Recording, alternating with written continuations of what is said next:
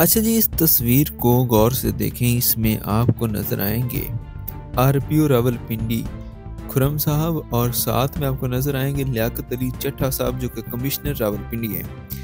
अब कल से जब से कमिश्नर साहब ने ये इल्ज़ाम लगाया है कि इलेक्शन के दौरान बदतरीन धांधली हुई है, तो तमाम जमातें जो हैं वो ये जो है वो मुतालबा कर रही हैं कि इसकी तहकीकात होनी चाहिए। इवन चीफ जस्टिस साहब ने भी कहा कि इसकी तहकीकात होनी चाहिए, लेकिन एक पार्टी है नून लीग जो कि उस वक्त से ये बयान दे रही है कि या तो इनका दिमागी तवाज़ुन ठीक नहीं है जो ये ऐसे बयान दे रहे हैं, और वो ये भी कहते हुए नज़र आए कि जनाब इलेक्शन कमीशन जो है वो इलेक्शन करवाने का पाबंद है और कमिश्नर साहब का इलेक्शन के हवाले से कोई रोल है ही नहीं।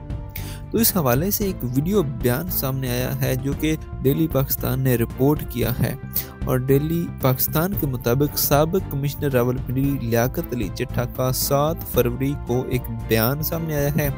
साबिक कमिश्नर की इंतखाबी सामान की तरसील, सिक्योरिटी और दीगर इंतजामात पर गुफ्तगू थी, जो कि उस वीडियो में मौजूद है।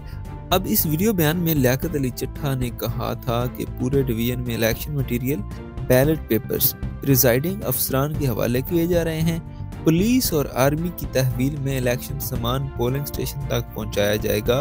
उनका कहना था कि मैंने आरपीओ के साथ पूरे डिवीजन का दौरा किया, हर जगह पोलिंग मटेरियल अच्छे से पहुंचाया जा रहा है। रावलपिंडी डिवीजन में 13 कौमी और 26 सूबाई नशिस्तों पर इंतखाबात हो रहे हैं। 8 फरवरी को पोलिंग की अच्छी तरह से निगरानी की जाएगी।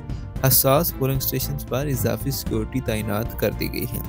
अब आप इस बयान से अंदाज़ा लगा लें, इस वीडियो बयान से अंदाज़ा लगा लें कि एक बंदा जो कि आरपीओ रावलपिंडी के साथ मिलके तमाम इंतजामात को देख रहा है, उसकी सुपरविजन कर रहा है, और आपको ये भी मालूम होना चाहिए कि जितने भी नीचे आरओस थे वो सारे कमिश्नर साहब के नीचे काम करते हैं और वो कमिश्नर साहब का हुक्म मानने के पाबंद हैं कानूनी तौर पर।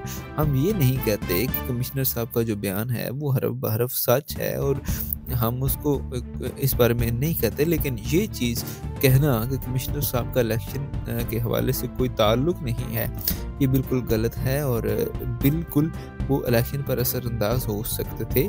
हुए हैं या नहीं हुए हैं ये तो तहकीकात के बाद ही बताया जा सकता है। तो इस हवाले से आप क्या राय रखते हैं? क्या कमिश्नर साहब जो हैं उनका इलेक्शन में कोई रोल था या नहीं था? ये आपने कमेंट सेक्शन में लाजमी बताना है।